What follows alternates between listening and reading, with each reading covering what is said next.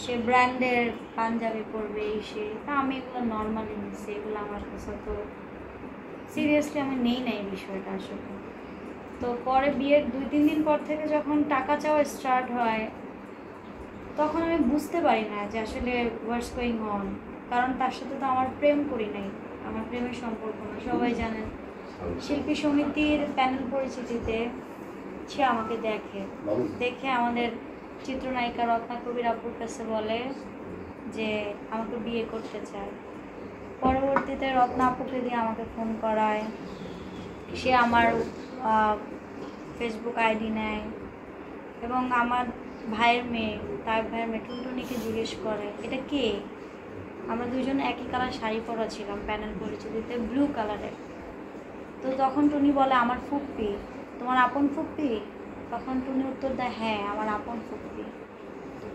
পরবর্তীতে সে আমার নাম্বার মানে মেসেঞ্জার নেয়, নাম্বার না মেসেঞ্জার নেয়। তো সে নক করে আমাকে, সে যে বারবার বলছে বিয়ের কথা, আমি বলছি আমি আসলে প্রেম এই সমস্ত মানে হারাম সম্পর্ক থেকে অনেক দূরে। আমি ইন্ডাস্ট্রিতে বহু বছর ধরে আপনাদের সামনেই আমি বড় হয়েছি, আমি শিশু শিল্পী হিসেবে ইন্ডাস্ট্রিতে ঢুকছি, আজকে এতগুলো বছর গান করছি, এই করছি সেই করছি, যাই করছি আপনারা দেখছেন, সিনেমাতেও ছিলাম আমি। পরবর্তীতে সে আমাকে যে হাই দেয়, সালাম দেয়, সরি আসসালামু আলাইকুম সালাম দেয় মেসেঞ্জারে, ওই সালামটা আমি 2 দিন পরে আমি রিপ্লাই দিই।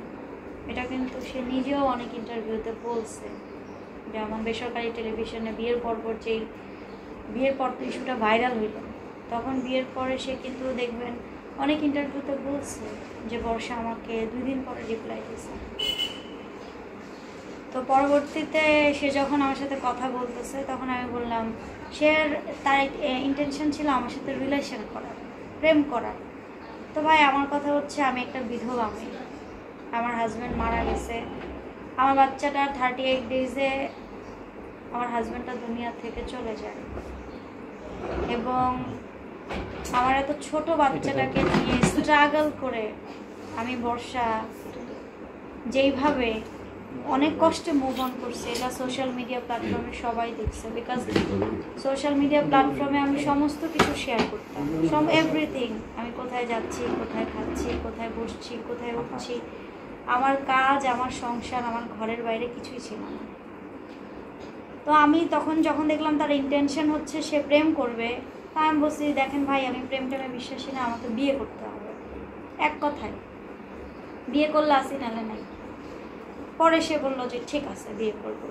পরবর্তীতে বিয়ের দিন তারিখ সে নিজে ঠিক করে, তার সিনেমার শুটিং চলে, শুটিংয়ের মাঝখানে আমি কিন্তু তাকে অবজার্ভ করার টাইম পাইনি, তাকে চেনার টাইম পাইনি, তাকে বোঝার টাইম পাই নাই। তাকে আমি মানে সোশ্যাল মিডিয়াতে যেহেতু আমি কাজ করি, তাকে আমি স্ক্রল করতে করতে অনেক জায়গায় দেখতাম যে সে ডিবি অফিসের কার্যালয়ে বা এমুকের জায়গায় প্রতিবাদ সভায়, বিভিন্ন প্রতিবাদ সভা এটা সেটার মধ্যে সে থাকতো।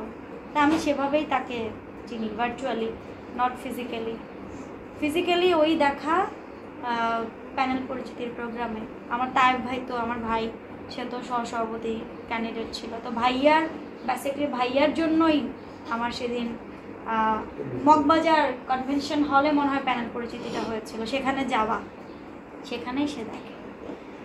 তো পরবর্তীতে সে বিয়ের ডেট করে 16 তারিখ, হ্যাঁ 17 তারিখ নকশিপল্লী নামে একটা মানে রিসোর্ট আছে, এটার ইনভাইটেশনও অনেকে পাঠিয়েছে যে তো মানে ওকে দেওয়া হয়েছিল।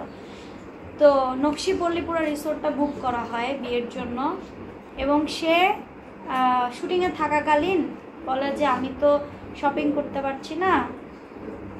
ও তার আগে বলি, তার আগে সে আমার ভাই বিয়ে তায়েব এবং আমার আরেকটা বোন আছে ইউকেতে শান্তা আপু, তার সঙ্গে কথা বলে যে যেহেতু আমার বাবাটা অসুস্থ, আমার গার্ডিয়ান বলতে মা আছে কিন্তু ঢাকায় মানুষ, বুঝে না, একটু আগের মানুষ, চুপচাপ শান্তশিষ্ট।